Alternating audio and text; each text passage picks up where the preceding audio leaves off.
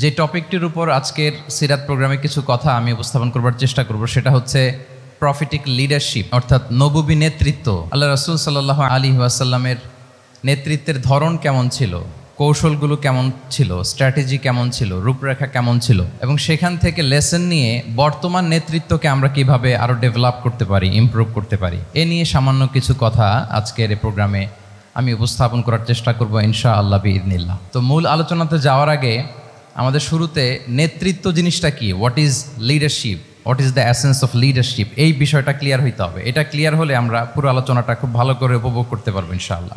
আমি অডিয়েন্সের মধ্য থেকে শুনতে চাই যে নেতৃত্ব বলতে আমরা আসলে কি বুঝি, হোয়াট ইজ লিডারশিপ। লিডারশিপ মানে অন্যকে প্রভাবিত করবার ক্ষমতা, এটাই হচ্ছে মূলত লিডারশিপ। নেতৃত্ব মানে আপনার যদি অন্যকে ইনফ্লুয়েন্স করার ক্ষমতা থাকে, আপনার যদি মানুষকে ম্যানেজ করার ক্ষমতা থাকে, প্রভাবিত করবার ক্ষমতা থাকে, এটাই বেসিকলি লিডারশিপ। যদি আমরা অন্যকে প্রভাবিত করতে পারি তাহলে বাই ডিফল্ট আমি নেতা হয়ে উঠি। এটা হচ্ছে লিডারশিপের মূল সংজ্ঞা বা প্রকৃত কথা। লেটসে ক্লাস শেষে একজন তার বন্ধুদেরকে বলল চল খেলতে যাই, তো কেউ কেউ রাজি, আবার অনেকে রাজি না। সে কনভিন্স করা শুরু করলো, ফাইনালি সে সবাইকে কনভিন্স করে খেলতে নিয়ে গেল, এই যে লিডার হয়ে গেছে। ক্লিয়ার হয়েছে না ব্যাপারটা? তাহলে বেসিকলি অন্যকে প্রভাবিত করবার যে ক্ষমতা, এটাই হচ্ছে কি লিডারশিপ। যদি আমরা অন্যকে প্রভাবিত করতে পারি, ইনফ্লুয়েন্স করতে পারি। আমাদের সমাজে কিংবা রাষ্ট্রে আমরা যে সমস্যাগুলো দেখি এগুলো বেসিকলি পোর লিডারশিপের কারণে। Poor leadership, because of poor leadership. যদি যথাযোগ্য নেতৃত্ব আমরা তৈরি করতে পারতাম, যোগ্য নেতৃত্ব যদি আমরা হাজির করতে পারতাম, তাহলে এই সমস্যাগুলো থাকতো না। আমরা আল্লাহ রাসূল সাল্লাল্লাহু আলাইহি ওয়াসাল্লামের নেতৃত্বের গুণাবলীগুলো, যদি ওনার যে লিডারশিপ ট্রেডস, লিডারশিপ ফিচার্সগুলো আছে, এগুলো যদি আমরা খেয়াল করি তাহলে দেখব যে এগুলো দিয়ে তিনি পুরো একটা জাতি, একটা ভূখণ্ডের জীবনধারা পাল্টে দিয়েছিলেন। তাহলে নেতৃত্বের দিক থেকে অ্যাজ এ লিডার তিনি কতটা সফল, এটা খুব ক্লিয়ার আমাদের কাছে। আমরা এখন দেখার চেষ্টা করব যে রাসূল সাল্লাল্লাহু আলাইহি ওয়াসাল্লামের লিডারশিপটা আসলে কোন ধরনের লিডারশিপ ছিল, কোন ধরনের নেতৃত্ব ছিল, এবং সেখান থেকে বর্তমান সময়ে আমরা কি করে যুগোপযোগী নেতৃত্ব তৈরি করতে পারি। প্রথম যেটা বলতে হবে সেটা হচ্ছে আল্লাহ রাসূল সাল্লাল্লাহু আলাইহি ওয়াসাল্লামের নেতৃত্বটা ছিল সার্ভেন্ট লিডারশিপ। সার্ভেন্ট লিডারশিপ মানে হচ্ছে কাজের মধ্য দিয়ে নেতা হওয়া। বেসিক্যালি আপনি যখন মানুষের কাজে লাগবেন বা কাজে আসবেন তখনই আপনি নেতা। যদি আপনাকে সমাজে কোনো কাজে না লাগে, সমাজে যদি আপনি রেলেভেন্ট হতে না পারেন, কাউকে সাপোর্ট করতে না পারেন, গাইড করতে না পারেন, তাহলে তো নেতা হয়ে ওঠা আপনার পক্ষে সম্ভব হবে না। তাহলে যদি কাজে লাগা যায় মানুষের, আপনি যদি কাজে লাগেন, আপনি যদি মানুষের উপকারে আসেন, তাহলে by default you are a leader. If you are society oriented, if you are people oriented, if you are service oriented, by default you are a leader. আমরা যদি আল্লাহ রাসূল সাল্লাল্লাহু আলাইহি ওয়াসাল্লামের জীবনের দিকে একটু খেয়াল করি তাহলে দেখবো যে নবী হওয়ার আগেও কিন্তু আল্লাহ রাসূল সাল্লাল্লাহু আলাইহি ওয়াসাল্লামের এই ক্যারেক্টারিস্টিক্সগুলো ছিল, এই ফিচারগুলো ছিল। উনি মানুষের অনেক কাজে এসেছেন, তিনি মানুষকে সাপোর্ট করতেন, বিপদে তাদের পাশে দাঁড়াতেন, তাই না? তিনি তো অফিসিয়ালি 40 বছর বয়সে নবী হলেন, যদিও আল্লাহর এলেমে তিনি অনেক আগে থেকেই নবী। কিন্তু দুনিয়াতে আল্লাহ রাসূল সাল্লাল্লাহু আলাইহি ওয়াসাল্লাম যখন 40 বছর বয়সে উপনীত হলেন, তখনই তো হেরা গুহায় নাজিল হলো ইকরা বিসমি রাব্বিকাল্লাযী খালাক, read in the name of your lord who has created. এই যে 5টা আয়াত নাজিল হলো, উনি নিয়ে আসলেন, কাঁপতে লাগলেন। খাদিজা রাদিয়াল্লাহু তাআলা আনহার কাছে বললেন যে মনে হয় আমি মারা যাব, আমাকে কম্বল চাপা দাও, আমার ভয় লাগছে, আমি কাঁপছি। তখন খাদিজা রাদিয়াল্লাহু তাআলা আনহা ওনাকে আশ্বস্ত করলেন, ওয়াল্লাহি লা ইউখজিকাল্লাহু আবাদা, আপনি ভয় পাবেন না, আল্লাহ আপনাকে অপদস্থ করবেন না।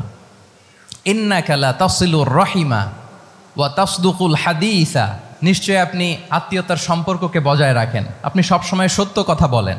ওয়া তাহমিলুল কাল্লা, আপনি মানুষের বোঝা বয়ে দেন। ওয়া তাকসিবুল মা'দুমা, যার উপার্জন করার কোনো সক্ষমতা নেই তার জন্য আপনি উপার্জন করেন, তাকে আপনি ফিনান্সিয়াল সাপোর্ট করেন। ওয়া তাকরিউদ দাইফা, আপনি মেহমানকে খাওয়ান। ওয়া তুঈনু আলা নাওয়াইবিল হক, সত্য যেখানে বিপন্ন সেখানে আপনি সত্যের বীর সেনানী হয়ে দাঁড়িয়ে যান। তো এই ফিচার যাদের মধ্যে থাকে এমন ব্যক্তিত্বকে আল্লাহ তাআলা কখনোই অপমান করতে পারেন না। আপনি চিন্তিত হবেন না, ডোন্ট ওয়ারি অ্যাবাউট ইট, কোনো ভয় নাই, কোনো চিন্তা নাই, আপনি আশ্বস্ত হন। তাহলে দেখেন এই যে 6টা গুণের কথা খাদিজা রাদিয়াল্লাহু তাআলা আনহা বললেন, এগুলো কিন্তু রাসূল সাল্লাল্লাহু আলাইহি ওয়াসাল্লাম নবী হওয়ার আগের গুণ। অর্থাৎ 40 বছর বয়সে তিনি উপনীত হওয়ার আগেই ওনার এই অভ্যেস ছিল যে উনি অন্যের বোঝা বইয়ে দিতে হেল্প করতেন, মানুষকে সাপোর্ট করতেন। যার উপার্জন করার সুযোগ নাই, ক্ষমতা নাই, তাকে তিনি উপার্জন করে দিতেন, মানে তাকে ফিনান্সিয়ালি সাপোর্ট করতেন, মেহমান খাওয়াতেন। তার মানে নবী হওয়ার আগেই উনি জনকল্যাণমূলক কাজে নিজেকে সম্পৃক্ত রেখেছেন। মানুষকে তিনি সাপোর্ট করতেন, মানুষকে হেল্প করতেন, উনি মানুষের কাজে লাগতেন। আর যে মানুষের কাজে লাগে, মানুষের উপকারে আসে, জনকল্যাণমূলক কাজে নিজেকে সম্পৃক্ত রাখে, বাই ডিফল্ট সে নেতা, বাই ডিফল্ট সে কি নেতা হয়ে যায়। তাহলে to serve before to lead, নেতৃত্ব এটা আসলে পজিশনের সাথে সম্পৃক্ত না, ইটস অল অ্যাবাউট ইনফ্লুয়েন্স। আপনার বাবা নেতা ছিল, আপনি ছেলে তো আপনি নেতা, এটাকে নেতৃত্ব বলে না। আপনি যদি মানুষকে প্রভাবিত করবার ক্ষমতা হাসিল করেন, মানুষের কাজে আসেন, আপনাকে যদি সমাজে কাজে লাগে, আপনি মানুষকে সাপোর্ট করেন, তখন আপনি নেতা হয়ে ওঠেন। তাহলে রাসূল সাল্লাল্লাহু আলাইহি ওয়াসাল্লামের লিডারশিপটা যদি বুঝতে হয়, প্রথম কথা হচ্ছে ওনার লিডারশিপের প্যাটার্নটা ছিল সার্ভেন্ট লিডারশিপ, মানে সার্ভিস দেওয়ার মধ্য দিয়ে উনি নেতা বনে গেছেন। নবী হওয়ার আগেই ওনার মধ্যে এই ট্রেড ছিল, উনি মানুষকে সার্ভিস দিতেন। আরবিতেও একটা কথা আছে, সাইয়্যিদুল কওমি খাদিমুহুম, মানে যিনি সমাজের নেতা তিনি হবে সমাজের সবচেয়ে বড় খাদেম। যিনি নেতা হবেন তিনি সমাজের সবচেয়ে বড় কি হবেন? খাদেম হবেন। আমি টোটাল 12টা পয়েন্ট আলোচনা করবার চেষ্টা করবো ইনশাআল্লাহ। প্রথম পয়েন্টটা হচ্ছে সার্ভেন্ট লিডারশিপ, মানে to serve before to lead. নেতা হওয়ার আগে খাদেম হইতে হবে। কি হইতে হবে? খাদেম হইতে পারলে আপনি বাই ডিফল্ট নেতা। তাহলে আল্লাহ রাসূল সাল্লাল্লাহু আলাইহি ওয়া আলিহি ওয়াসাল্লামের নেতৃত্বের প্রথম কথা হচ্ছে ওনার লিডারশিপ প্যাটার্নটা ছিল সার্ভেন্ট লিডারশিপ। এটা হচ্ছে নাম্বার 1। 2 নম্বর কথা হচ্ছে নেতৃত্বের জন্য যেটা লাগে সেটা হচ্ছে কম্পিটেন্স। কিছু কম্পিটেন্স লাগে, এর মধ্যে অন্যতম কম্পিটেন্স হচ্ছে অ্যালোকোয়েন্স, বাগ্মিতা, বক্তব্যের পারঙ্গমতা, এটা লাগে। মানে যিনি নেতা হবেন তিনি কথা বলতে জানতে হবে, কথা বলতে পারতে হবে। এবার বলেন তো আল্লাহ রাসূল সাল্লাল্লাহু আলাইহি ওয়াসাল্লামের এই কোয়ালিটিটা ছিল কি ছিল না? অসাধারণ কমিউনিকেশন স্কিল ছিল আল্লাহ রাসূল সাল্লাল্লাহু আলাইহি ওয়াসাল্লামের। এবং ওনার পাবলিক স্পিকিংয়ের যে কি দক্ষতা, আমরা ওনার বিভিন্ন বক্তব্যে, ওনার জুমার খুতবায়, ওনার বিভিন্ন আলোচনায়, বক্তব্যগুলো থেকে আমরা বুঝতে পারি। তাহলে নেতা হইতে হলে তার এলোকোয়েন্স লাগে, বাগ্মিতা লাগে। একজন মানুষ সর্বপ্রথম কোন জিনিসের প্রেমে পড়ে জানেন? কথার প্রেমে পড়ে। কিসের? কথার প্রেমে পড়ে। কথার ধরন, কণ্ঠস্বর, তার অ্যাটিটিউড, তার শব্দের জাদু, এটা মানুষের হৃদয়কে জয় করে ফেলে। আল্লাহ রাসূল সাল্লাল্লাহু আলাইহি ওয়াসাল্লাম তিনি নিজেও বলেছেন, ওয়া ইন্না মিনাল বায়ানি লা সিহরা, কিছু কিছু বক্তব্যের মধ্যে জাদু আছে। তো রাসূল সাল্লাল্লাহু আলাইহি ওয়াসাল্লামের এই এলোকোয়েন্স ছিল, এলোকোয়েন্স। তিনি বলতেন, উতিতু জাওয়ামিউল কালিম, আল্লাহ তাআলা আমাকে সর্বমর্ম বাচন ভঙ্গির অধিকারী করেছেন। মানে উনি যেটা বলতেন এটা ছিল very precise in wording but comprehensive in meaning. এটার যে দোতনা, এটার যে appeal to the heart of the people, to the heart of the listener, এটা অসাধারণ, মানুষের হৃদয়কে জয় করে ফেলতো। আল্লাহু আকবার। তাহলে নেতা হইতে হইলে তার কমিউনিকেশন স্কিল লাগবে। কি বলেন? লাগবে। এখন নেতা আসছে, উনি বক্তব্য করতে পারতেছে না, তাহলে কি নেতা হইতে পারবে? তাহলে পাবলিক স্পিকিং, কমিউনিকেশন স্কিল, এটা ইটস এ মাস্ট, এটা নেতার লাগবে। যেমনটি রাসূলুল্লাহ সাল্লাল্লাহু আলাইহি ওয়াসাল্লামের ছিল, উনি সর্বমর্ম বাচন ভঙ্গির অধিকারী ছিলেন। বলতেন কম, কিন্তু এটার অ্যাপিল ছিল অনেক বেশি, এটার ব্যাখ্যা হয়ে যেত অনেক। রাসূল সাল্লাল্লাহু আলাইহি ওয়াসাল্লামের সবচাইতে বড় ভাষণটি ছিল বিদায় হজের ভাষণ, খুব সম্ভবত। ওই ভাষণের টেক্সটগুলোকে যদি একসাথে করা হয়, আমার মনে হয় 10 মিনিটের বেশি লাগবে না ওই টেক্সটগুলো পড়তে। তার মানে সবচাইতে বড় যে ভাষণ ওনার, ওটা কত ছিল? 10 থেকে 12 মিনিটের ভাষণ ছিল। আমরা তো ঘন্টার পর ঘন্টা বক্তব্য করি, তারপরেও তো আমরা মানুষের মনকে খুশি করতে পারি না। উনি সেই যে 1400 বছর আগে 10 মিনিটের একটা ছোট্ট ভাষণ দিলেন, গোটা বিশ্ব আজও হাবুডুবু খায় ওই ভাষণের ভেতর, ঠিক কিনা বলেন? তাহলে উতিতু জাওয়ামিউল কালিম, আমি সর্বমর্ম বাচনভঙ্গির অধিকারী। সুবহানাল্লাহ, ভেরি প্রেসাইজ এন্ড ক্লিয়ার। কতটা প্রেসাইজ এন্ড ক্লিয়ার ছিল রাসূল সাল্লাল্লাহু আলাইহি ওয়াসাল্লামের বক্তব্য?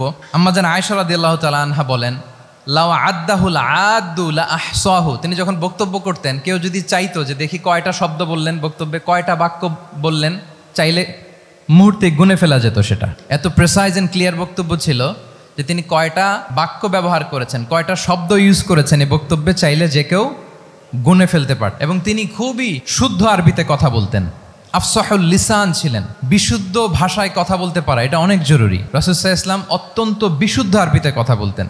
এবং বিশুদ্ধ আরবি জানাটা বা বিশুদ্ধ ভাষাটা এত জরুরি যে আল্লাহ তাআলা তার প্রিয় হাবিবকে এই বিশুদ্ধ ভাষা শেখানোর জন্য মায়ের বুকের দুধ খাওয়া থেকে বঞ্চিত রেখেছিলেন। আমি আবারও বলছি, বিশুদ্ধ ভাষাটা এত জরুরি যে আল্লাহ তাআলা তার প্রিয় হাবিবকে মায়ের বুকের দুধ থেকে বঞ্চিত রেখেছেন শুধু বিশুদ্ধ ভাষার জন্য। তিনি কিন্তু মায়ের বুকের দুধ খেতে পারেন নাই। হালিমাতু সাদিয়ার সাথে সেই বনু সাদ গোত্রে চলে গিয়েছেন, সেখানে ছিলেন। হালিমাতু সাদিয়া ওনাকে দুধ খাইয়েছেন। এরপরে যখন মরুভূমির চমৎকার পরিবেশে একেবারে বিশুদ্ধ আরবি তিনি শিখেছেন, আবার শিশু মুহাম্মদ সাল্লাল্লাহু আলাইহি ওয়াসাল্লামকে তিনি তার মায়ের কাছে ফিরিয়ে দিয়েছেন। তাহলে চিন্তা করে দেখেন যে বিশুদ্ধ ভাষার জন্য মায়ের বুকের দুধকে স্যাক্রিফাইস করা হয়েছে। আল্লাহু আকবার। তাহলে আম্মা জান আয়েশা রাদিয়াল্লাহু তাআলা আনহা বলতেন, লাউ আদ্দাহুল আদ্দু লাহসাহু, চাইলে যে কেউ গুনতে পারতো যে তিনি প্রিয় নবীজি কয়টা বাক্য বললেন, কয়টা শব্দ, এত প্রিসাইজ এন্ড ক্লিয়ার ছিল। অন্য বর্ণনায় এসেছে কানা ইয়াতাকাল্লামু বিকালামিন বাইনাহু ফাসলুন, তিনি এমনভাবে কথা বলতেন, কথার মাঝখানে মাঝখানে পজ দিতেন। কে দিতেন? পজ দিতেন, মানে একটু থামতেন যাতে করে শ্রোতারা বুঝতে পারে। ইয়াতাকাল্লামু বিকালামিন বাইনাহু ফাসলুন, বলতে বলতে মাঝে মাঝে একটা পজ দিতেন যাতে সবাই বুঝতে পারে। ইয়াহফাযুহু মান জালাসা ইলাই, আশেপাশে যারা বুঝতো, তারা বসতো, তারা সহজে এটা মুখস্থ করে ফেলতে পারে। পজ দিয়ে দিয়ে থেমে থেমে এত চমৎকার করে ওনার প্রেজেন্টেশন ছিল, বক্তব্য মালাগুলো ছিল, ফলে যারা শুনতেছে ইজিলি মুখস্থ করে ফেলতে পারত। এবং গুরুত্বপূর্ণ কথা তিনি এমফেসাইজ করতেন, 3 বার বলতেন। একবার তিনি বলতেছেন আত্তাকওয়া হা হুনা হা হুনা হা হুনা ওয়া ইউশিরু ইলা সাদরিহি সালাসা মাররাত, তাকওয়াকে তিনি এখানে রেফার করেছেন। আমরা তো মনে করি তাকওয়া সব ঢুকে গেছে এখানে, তাকওয়া ঢুকে গেছে টুপিতে, তাকওয়া ঢুকে গেছে জামাতে, এগুলো তাকওয়ার একটা নমুনা। কিন্তু আল্লাহ রাসূল সাল্লাল্লাহু আলাইহি ওয়াসাল্লাম বলেছেন তাকওয়া এখানে এখানে এখানে, এভাবে 3 বার তিনি ইঙ্গিত করেছেন। গুরুত্বপূর্ণ কথাকে তিনি এভাবে এমফেসাইজ করতেন। মাঝে মাঝে এমন আবেগঘন বক্তব্য উপস্থাপন করতেন, সাহাবারা অশ্রুসিক্ত হতো। ওয়াজিলাত মিনহাল কুলুব যারাফাত মিনহাল উয়ুন, সাহাবারা বলতেন যে আমরা অশ্রুসিক্ত হতাম, আমাদের হৃদয় বিগলিত হতো, এত চমৎকার মর্মস্পর্শী বক্তব্য তিনি করতেন। এটা প্রেক্ষাপটের আলোকে। আবার যুদ্ধের ময়দানে যখন কমান্ড করতেন তখন আলা সাউতু ওয়াশতাদ্দা গদাবু, তিনি রেগে যেতেন, উঁচু কণ্ঠে তিনি কথা বলতেন, মনে হচ্ছে একজন সেনাবাহিনীর কমান্ডার তার ব্যাটালিয়নকে কমান্ড করছেন। আল্লাহু আকবার। তাহলে বক্তব্যের যত দিক হতে পারে, স্লো মোশনে তেজস্বী বক্তব্য, খুব জ্বালাময়ী বক্তব্য, আবার মর্মস্পর্শী বক্তব্য, সব ধরনের বক্তব্য তিনি করতেন। সুবহানাল্লাহ। তাহলে এলোকোয়েন্স, 2 নাম্বার হচ্ছে এলোকোয়েন্স। কম্পিটেন্সের খুব গুরুত্বপূর্ণ একটা অংশ হচ্ছে এলোকোয়েন্স, বাগ্মিতা। এটা একজন নেতার থাকা চাই। কি বলেন? একজন নেতার এরকম বক্তব্য দিতে জানতে হবে না? আল্লাহ রাসূল সাল্লাল্লাহু আলাইহি ওয়া আলিহি ওয়াসাল্লাম তিনি ঠিক এইভাবে বক্তব্য করতেন। মাঝে মাঝে তিনি ইমোশনাল ইন্টেলিজেন্স ইউজ করতেন, মানে আবেগ অনুভূতিকে নাড়িয়ে দিয়ে শ্রোতাকে প্রভাবিত করে ফেলা। স্পিরিচুয়াল ইন্টেলিজেন্স বা ইমোশনাল ইন্টেলিজেন্স তিনি বক্তব্যের মধ্যে ব্যবহার করতেন। এমনভাবে তিনি নসিহাত করতেন, এমনভাবে কথা বলতেন, মানুষের আবেগ অনুভূতিকে তিনি নাড়িয়ে দিতেন। আল্লাহু আকবার। ছোট্ট একটা উদাহরণ এখানে আমি হাজির করি। আপনারা হুনাইনের যুদ্ধের কথা নিশ্চয়ই শুনেছেন। কত হিজরিতে হয়েছিল?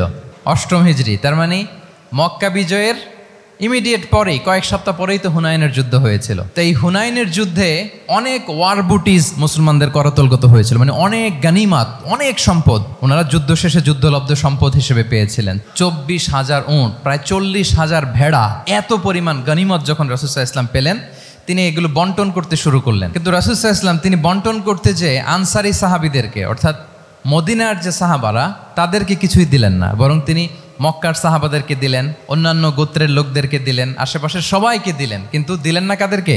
আনসারি সাহাবীদেরকে। ফলে এত বিশাল ওয়ার বুটিজ, এর মধ্যে থেকে কিছুই আনসারিরা পেল না। ওনাদের মধ্যে ক্ষোভের জন্ম নিল। ক্ষোভ থেকে ওনারা সমালোচনা করতে আরম্ভ করলেন আল্লাহ রাসূল সাল্লাল্লাহু আলাইহি ওয়াসাল্লামের। এবং সমালোচনা করতে করতে এটা এমন পর্যায়ে চলে গেল, এক পর্যায়ে তারা বলতে আরম্ভ করলো যে আমরা ওনার জন্য জান দিলাম, জীবন দিলাম, আজকে উনি এত সম্পদ পেয়ে সব নিজ এলাকার লোকদের মাঝে বন্টন করে দিল, এটা কি ঠিক করলো উনি? আল্লাহ তাআলা আল্লাহর নবীকে ক্ষমা করুক। মানে কেমন যেন রাসূল একটা ভুল করে ফেলছেন, রাসূল সাল্লাল্লাহু আলাইহি ওয়াসাল্লাম ওনাদেরকে দিতে বাধ্য ছিলেন, এটা যেহেতু দেন নাই, আল্লাহ তার রাসূলকে ক্ষমা করুক, এরকম একটা কথা তারা বলে ফেললেন। এটা তো অনেক বড় কথা।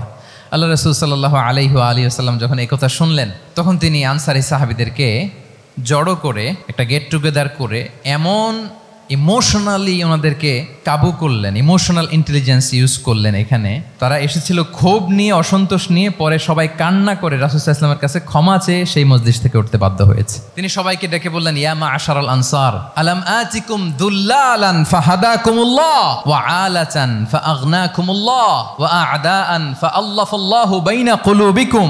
চমৎকার চমৎকার এক্সপ্রেশন, যে ওহে আনসাররা, আমি কি তোমাদেরকে পথভ্রষ্ট পাইনি, পথহারা পাইনি? আমার ওসিলায় তোমরা হেদায়েতের দেখা পেয়েছো।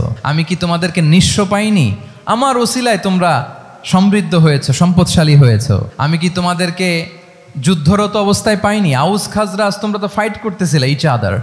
আমি যে তোমাদের মধ্যে সম্প্রীতি আর ভালোবাসার মেলবন্ধনে তোমাদেরকে একত্রিত করে দিলাম। আওয়াজাতুম ফি আনফুসিকুম ফি লুআআতিম মিনাদ দুনিয়া, আর দুনিয়ার সামান্য কিছু জিনিসের কারণে তোমরা মনে কষ্ট পাচ্ছ, যেটা দিয়ে আমি কিছু মুসলিমদের হৃদয়কে আকৃষ্ট করছিলাম।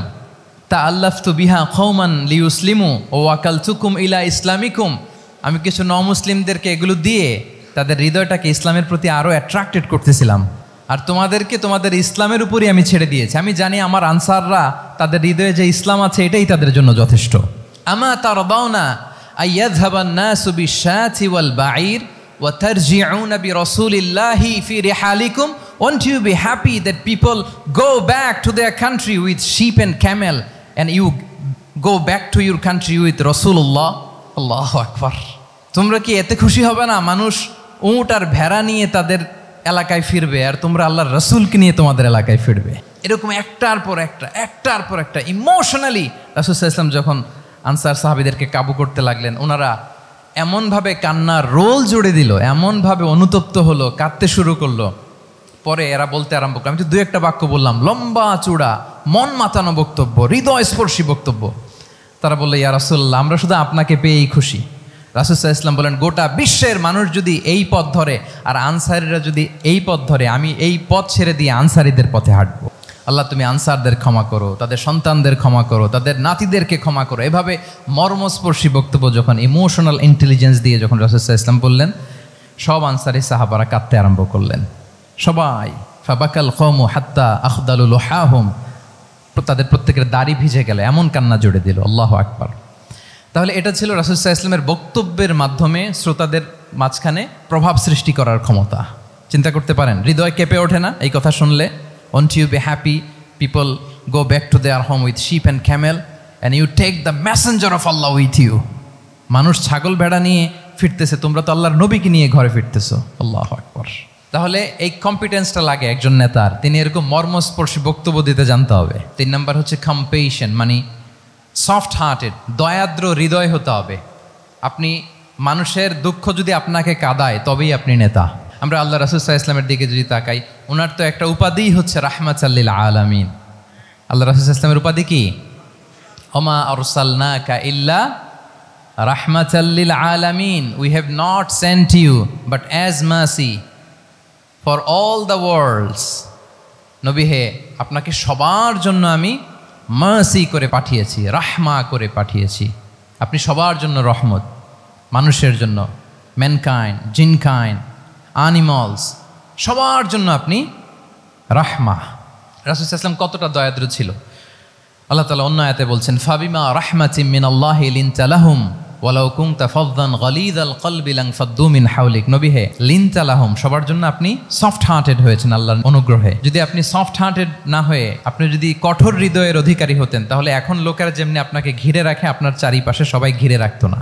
আল্লাহু আকবার। সাহাবারা সব সময় রাসূল সাল্লাল্লাহু আলাইহি ওয়াসাল্লামের সঙ্গ পেতে চাইতো, অ্যাকম্পানি চাইতো, ঘিরে রাখ। এমনকি অনেক সাহাবী ঘরে ভালো না লাগলে রাসূল সাল্লাল্লাহু আলাইহি ওয়াসাল্লামের কাছে চলে আসতো।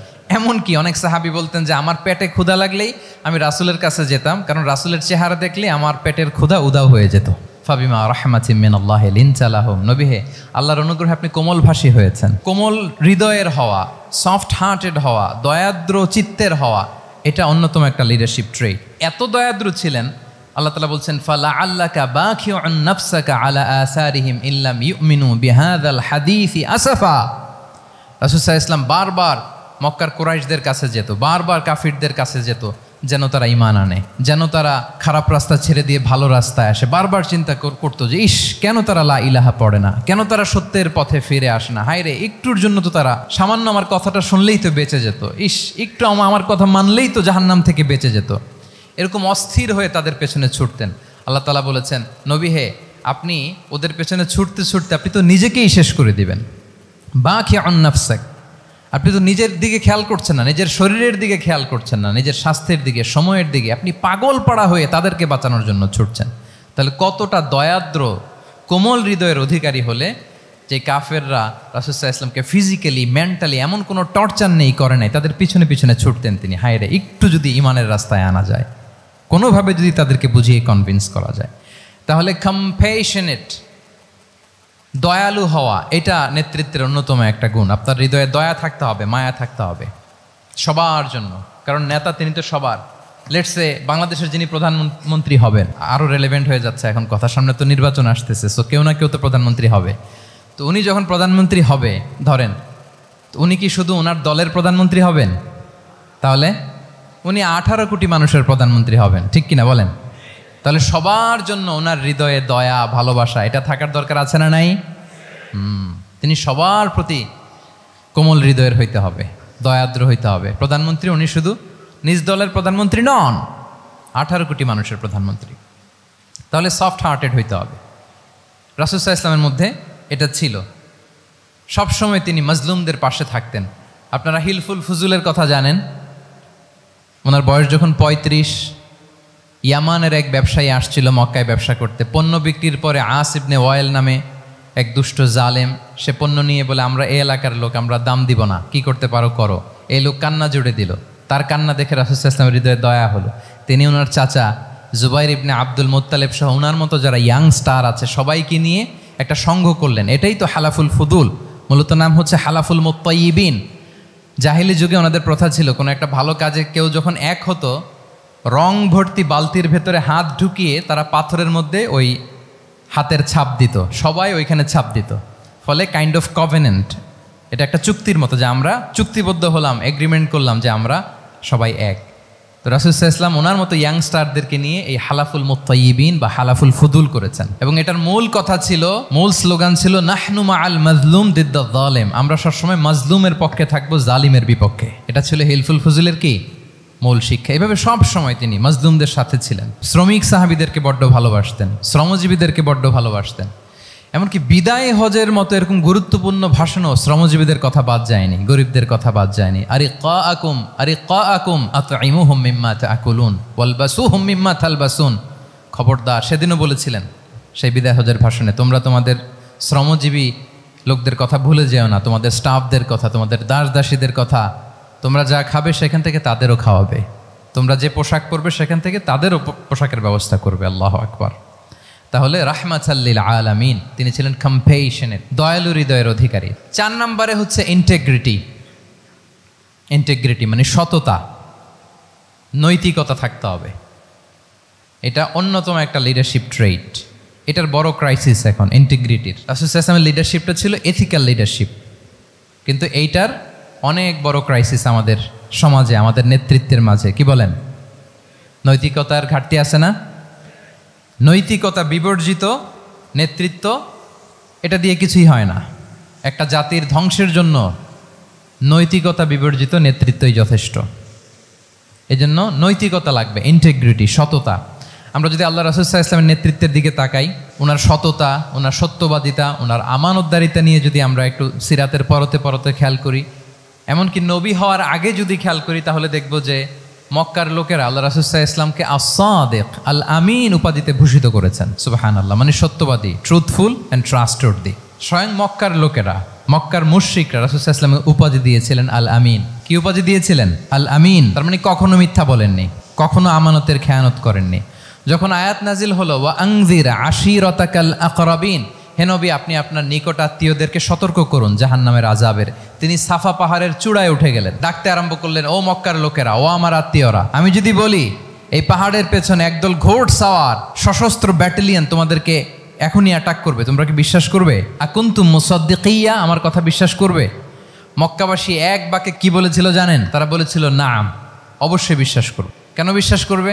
বলে যে মা জাররাবনা আলাইকা ইল্লা সিদকা, we have never ever experienced a single lie from you in our life. আমরা জীবনে কোনোদিন তোমার মিথ্যা বলতে শুনি নাই।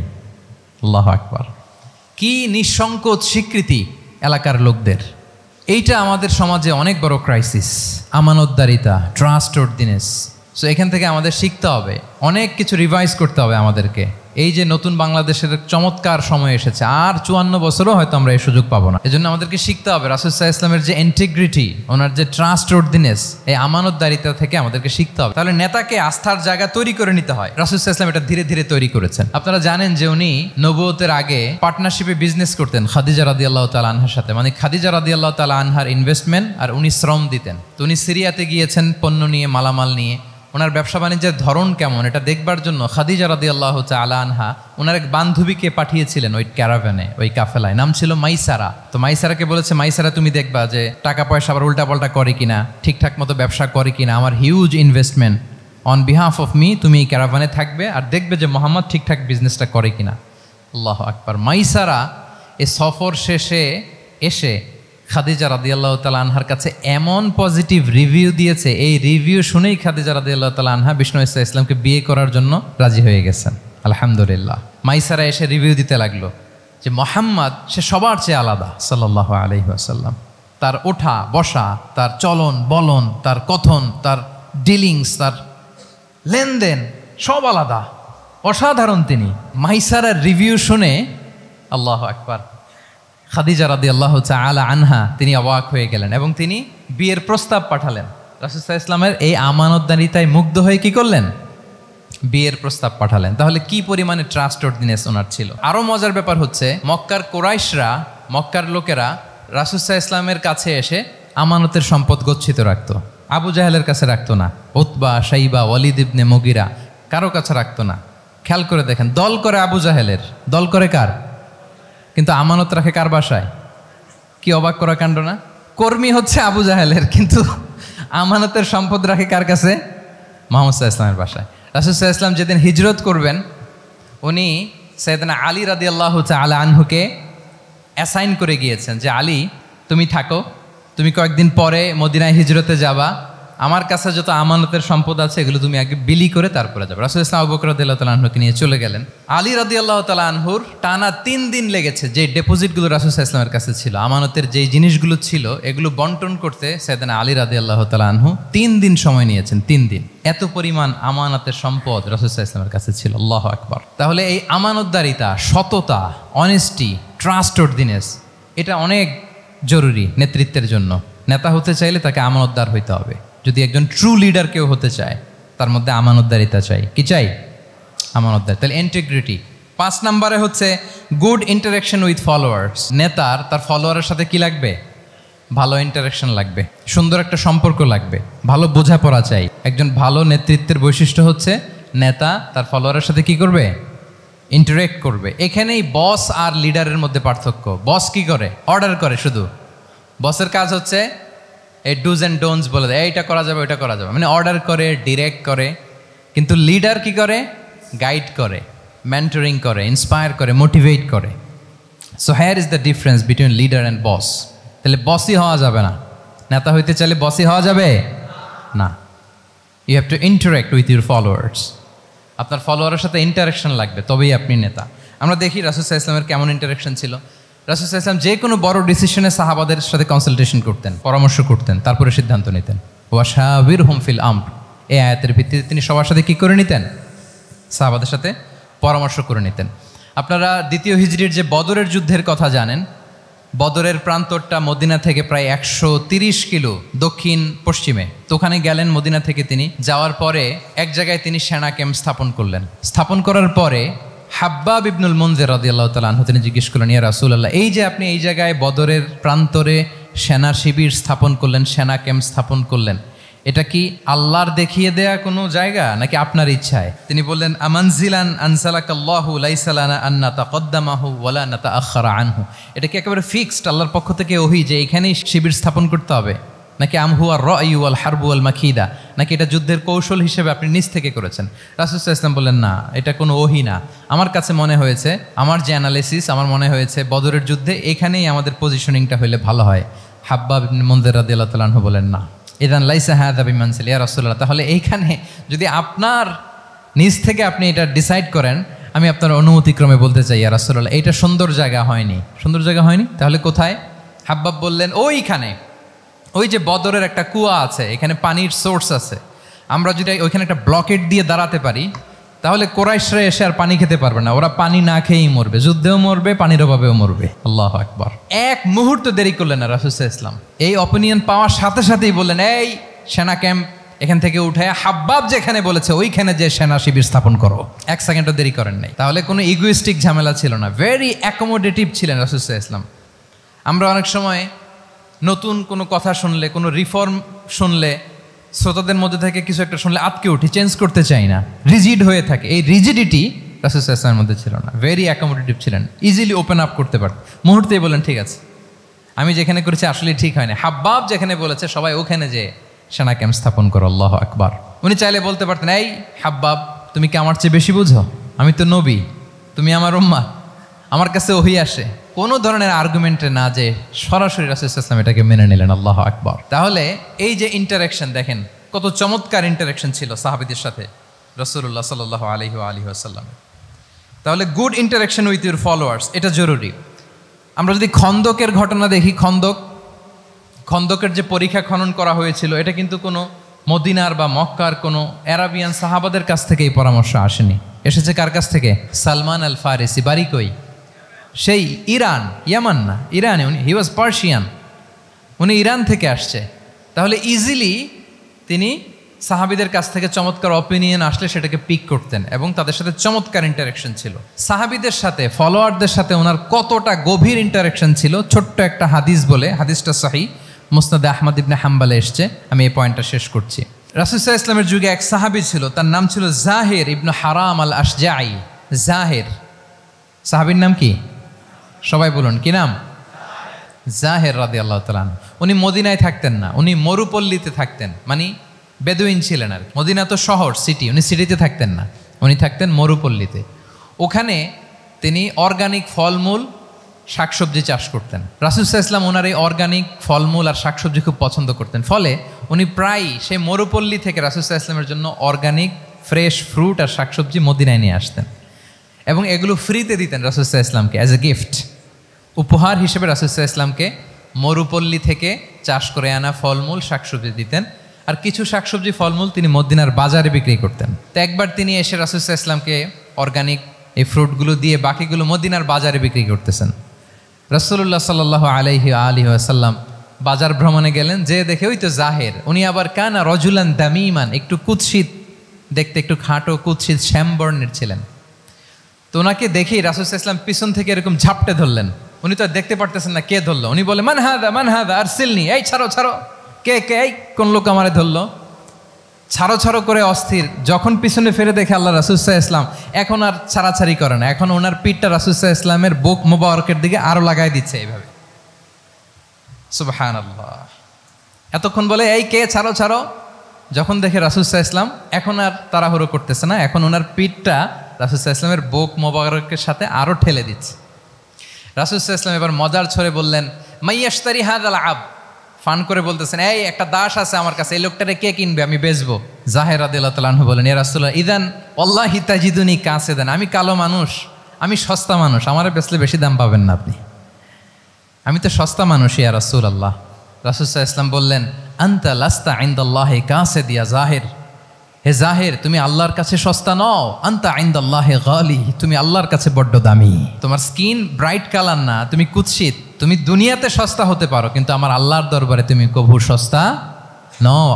আনতা ইনদাল্লাহি গালি, আল্লাহর কাছে তুমি বড্ড দামি। দেখেন ইন্টারাকশন কোন মাত্রায় গেলে পিছন থেকে যে এরকম হাক করা যায়, ঝাপটে ধরা যায় এক সাহাবীকে। সুবহানাল্লাহ বিহামদি।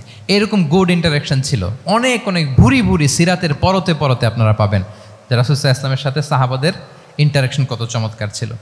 6 নম্বরে হচ্ছে কারেজ, সাহসিকতা। নেতা হইতে হইলে সাহস লাগবে না? নেতারে বাঁচানোর জন্য কর্মীরা দৌড়াইতেছে সামনে, নেতা যদি ছোটে পেছনে, তাহলে হবে? তাহলে তো তাকে নেতা বলা যায় না। কি বলেন? নেতার তো হি শুড বি কারেজাস, তার সাহসী হইতে হবে, দুর্দান্ত সাহস থাকতে হবে তার। রাসূল সাল্লাল্লাহু আলাইহি ওয়াসাল্লামের এরকম দুর্দান্ত সাহস ছিল, অত্যন্ত সাহসিকতার অধিকারী তিনি ছিলেন। এবং এই লিডারশিপ ট্রেটটা খুবই জরুরি, এটাকে বলে মাদার স্কিল। কারেজি যে মাদার স্কিল, এটাই সব। এই হিম্মত লাগবে। আর রাজুলু যু হিম্মা ইউহিল উম্মাহ, যার হিম্মত আছে সেই জাতিকে জাগাতে পারে, ঠিক কিনা? এই যে আমাদের কাছে তো উদাহরণ একেবারে হাতের কাছেই, এই যে 5 আগস্টে, এই যে জুলাই আপরাইজিং, যদি কারেজ না থাকতো আমাদের তরুণদের, আমাদের জেনজিদের, তাহলে এই পরিবর্তন কি আমরা দেখতে পেতাম? না। আমি গল্প শুনছিলাম যে এই চট্টগ্রাম বিশ্ববিদ্যালয় থেকে 2 জন শহীদ হয়েছে, আল্লাহ তাদের কবরগুলোকে তুমি জান্নাতে টুকরা বানিয়ে দাও। এই যে আমাদের তরুণরা তাজা রক্ত দিয়ে একটা চেঞ্জ এনেছে, পরিবর্তন, এটা তো কারেজ, তাদের সাহসিকতার বহিঃপ্রকাশ, ঠিক কিনা? এটা লাগবে। কেউ যদি লিড দিতে চায়, লিডার হতে চায়, তার এটা লাগবে, মাস্ট। রাসূল সাল্লাল্লাহু আলাইহি ওয়াসাল্লাম অত্যন্ত সাহসী ছিলেন। 2-1টা উদাহরণ আমরা সিরাত থেকে দেখি। একবার মদিনাতে রাত্রিবেলা বিকট একটা আওয়াজ হলো, বিকট এত আওয়াজ, সবাই ঘুম থেকে জেগে গেল। ঘুম থেকে জেগে সবাই হতভম্ব, কিরে এত আওয়াজ তো মদিনাতে কখনো শুনি না। ঘটনা কি? কেউ ঘোড়া নিয়ে, কেউ উট নিয়ে, কেউ খচ্চর নিয়ে, কেউ এমনি খালি পায়ে ছুটতে আরম্ভ করলো আওয়াজের দিকে। দেখি যাই কোথায় কি হলো। সবাই ছুটতে ছুটতে মাঝপথে যেয়ে দেখে রাসূল সাল্লাল্লাহু আলাইহি ওয়াসাল্লাম আওয়াজ কোথায় হয়েছে, কোত্থেকে হয়েছে দেখে ফিরে আসতেছে আর বলতেছে লান তুরাউ, ডোন্ট ওয়ারি, আরে ভয় নাই দেখে আসছি আমি, আল্লাহু আকবার, ভয় নাই আমি দেখে আসছি, এভরিথিং ইজ ফাইন দেয়ার, সব ঠিক আছে, যাও ফিরো মদিনায় ফিরো। সবাই ভয় পেয়ে ঘোড়া টোরা ও ঠাকিয়ে ছুটতে আরম্ভ করছে। অনেক দূর যাওয়ার পরে দেখে রাসূল সাল্লাল্লাহু আলাইহি ওয়াসাল্লাম আবু তালহা রাদিয়াল্লাহু তাআলা আনহুর একটা খুবই ক্ষিপ্ত ঘোড়া নিয়ে উনি দেখে ভিজিট করে ফিরে আসতেছেন। সুবহানাল্লাহ। তাইলে বিপদ ঘটলে নেতা থাকতে হবে কই, সামনে না পেছনে? আমাদের নেতারা থাকে কই? নাকি পেছনেও খুঁজে পাওয়া যায় না? It's a big crisis. নেতা থাকবে কোথায়? Front liner. Leader should be front liner. উনি তো লিড দিবে, নেতৃত্ব দিবে। এখন ওনারা যদি খুঁজে পাওয়া না যায় তাহলে থাকবে কিছু না। এই যে শিখতে হবে আমাদের, যেমনটা রাসূল সাল্লাল্লাহু আলাইহি ওয়াসাল্লাম করলেন, বিকট আওয়াজ, উনি আগে চলে গেছে, কাউকে না বলে দেখে দেখে চলে আসতেছে। আল্লাহু আকবার। হুনাইনের যুদ্ধে এক পর্যায়ে মুসলমানরা পর্যদুস্ত হয়ে যাচ্ছিল, আপনারা অনেকে জানেন। To make the long story short, পুরো ঘটনাটা আমি আনবো না। সাহাবারা দিক বিদিক ছুটতে আরম্ভ করলো, পাহাড়ের উপর থেকে এমন প্রবল বেগে তীর ছোড়া হচ্ছিল, সাহাবারা টিকতে পারছিলেন না, কেউ এদিকে কেউ ওদিকে। রাসূল সাল্লাল্লাহু আলাইহি ওয়াসাল্লাম এই তীর তলোয়ারকে উপেক্ষা করে সামনে যেয়ে দাঁড়ালেন ঢালের মতো, আর বললেন আনা নবিয়্যু লা কাযিব আনা ইবনু আব্দুল মুত্তালিব। এই সাহাবারা, আনা নবিয়্যু লা কাযিব, আমি সত্য নবী, আমার দিকে ফেরো, I'm the grandson of Abdul Muttalib, আমি দাঁড়িয়ে আছি, ফেরো। রাসূল সাল্লাল্লাহু আলাইহি ওয়াসাল্লামের যখন এই সাহসী স্টেটমেন্ট তারা পেলেন, আবার আল্লাহু আকবার ধ্বনি নিয়ে সাহাবারা সামনের দিকে এগিয়ে গেছেন। এই যে আগালেন, আর পিছু ফিরলেন না, হুনাইন জয় করেই ছাড়লেন। আল্লাহু আকবার। তাহলে ইতিহাসের পরতে পরতে, সিরাতের পরতে পরতে আমরা দেখব যে রাসূল সাল্লাল্লাহু আলাইহি ওয়াসাল্লাম হি ওয়াজ এ হাইলি কারেজাস, অনেক সাহসী একজন ব্যক্তিত্ব ছিলেন, অত্যন্ত সাহসী পুরুষ ছিলেন। তাহলে নেতা হইতে হইলে তার কি লাগবে? সাহসিকতা লাগবে, তার তো লিড দিতে হবে ফ্রন্ট লাইন থেকে। এবং কাপুরুষতা, ভীরুতা, এটা থেকে রাসূল সাল্লাল্লাহু আলাইহি ওয়াসাল্লাম পানা চেয়েছেন। আল্লাহুম্মা ইন্নী আউযু বিকা মিনাল হাম্মি ওয়াল হাযান ওয়া আউযু বিকা মিনাল আজজি ওয়াল কাসাল ওয়া আউযু বিকা মিনাল জুবনি ওয়াল বুখল। জুবন মানে কি? ভীরুতা, কাপুরুষতা। হে আল্লাহ, আমি ভীরুতা থেকে, কাপুরুষতা থেকে পানাহা চাই। আমরা যেন কাপুরুষ না হই, আমরা যেন ভীরু না হই, আমরা যেন সত্যের বীর সেনানী হয়ে আবু সাঈদের মতো এরকম দুই হাত প্রসারিত করে দাঁড়াতে পারি, ঠিক কিনা? এই যে কারেজাস আবু সাঈদ, হ্যাঁ, is the icon of courage of Bangladesh, কি বলেন? এই যে বুক টান টান করে যে হাত দুইটা প্রসারিত করে দাঁড়ালো, আল্লাহু আকবার, গোটা বিশ্ব এখন তাকে আইকনিক ফিগার হিসেবে মেনে নিছে, কি বলেন? গোটা বিশ্ব তাকে চিনছে, তার জন্য দোয়া করছে। তাহলে courage, it's an essential leadership trade, এটা লাগবে প্রিয় ভাইয়েরা। আল্লাহ তাআলা এই কারেজ, এই সৎ সাহস দিয়ে আমাদেরকে ধন্য করুক। 7 নম্বরে হচ্ছে কনফ্লিক্ট রিজলভিং এবিলিটি, বিরোধ নিষ্পত্তি করার মতো যোগ্যতা থাকতে হবে নেতার। অর্থাৎ নেতা হইতে হবে এমন যে বিরোধকে নিষ্পত্তি করে দিতে পারে, মিটমাট করে দিতে পারে, ঝগড়া লাগলে মিটায়ে দিতে পারে। এটা গুরুত্বপূর্ণ কোয়ালিটি না নেতার জন্য, কি বলেন? রাসূল সাল্লাল্লাহু আলাইহি ওয়াসাল্লামের কিন্তু এটা ছিল, বিরোধ নিষ্পত্তি করা। রাসূল সাল্লাল্লাহু আলাইহি ওয়াসাল্লাম মক্কা থেকে মদিনায় যে 1 ঘন্টায় বছরের পর বছর চলে আসা যুদ্ধ, they use to fight each other, Aws and Khazraj, 1 ঘন্টায় যুদ্ধ থামাই দিয়েছেন। আল্লাহু আকবার। He was a very good mediator and arbitrator. রাসূল সাল্লাল্লাহু আলাইহি ওয়াসাল্লাম অত্যন্ত ভালো মধ্যস্থতাকারী ছিলেন, ভালো মধ্যস্থতাকারী তিনি ছিলেন। তিনি থামিয়ে দিতে পারতেন, বিরোধকে থামাতে পারতেন। আপনারা জানেন যে মক্কায় একবার সম্ভবত অগ্নিকাণ্ডের কারণে কাবা ঘর জ্বলে গিয়েছিল, ধ্বংস হয়েছিল, কিছু অংশ নষ্ট হয়ে গিয়েছিল। কাবাকে রিনোভেট করা হয়েছিল, ফলে কাবার একটা কর্নারে যে ব্ল্যাক স্টোন কর্নার, রুকনুল হাজারিল আসওয়াদ, হাজরে আসওয়াদ পাথরকে সরিয়ে রাখা হয়েছিল। এখন কাবা যখন পুনর্নির্মাণ শেষ, ওই হাজরে আসওয়াদ পাথরকে আবার তার জায়গায় রাখা হবে। কিন্তু কে রাখবে? সবাই রাখতে চায়, সব দলের নেতারা বলে আমরা রাখবো। এক দলের নেতা বলে যে আমি রাখবো, এটা অনেক very prestigious and dignified issue, এই প্রেস্টিজ আমরা কাউকে নিতে দিব না। আরেক দলের নেতা বলে না, আমাদের পাওয়ার বেশি, আমরা রাখবো। আরেক দলের নেতা বলে যে না, এটা আমাদেরই। আরেকজন বলে রক্তের গঙ্গা বইয়ে দিব মক্কায়, কিন্তু এই সম্মান হাতছাড়া হতে দেব না। এখন জাতীয় 4 নেতা গেছে 4 দিকে, সমাধান তো নাই। পাথর কয়টা? পাথর তো মাত্র একটা। ইন দ্য মিন টাইম রাসূল সাল্লাল্লাহু আলাইহি ওয়াসাল্লাম আসলেন। রাসূল সাল্লাল্লাহু আলাইহি ওয়াসাল্লামকে দেখেই সবাই হ্যাপি, সবাই বলে যা আমিনুন রদিনা বি, এই তো আলামিন আসছে, ওই ফয়সালা করবে। আল্লাহ রাসূল সাল্লাল্লাহু আলাইহি ওয়াসাল্লাম বললেন কি হয়েছে? এই ঘটনা।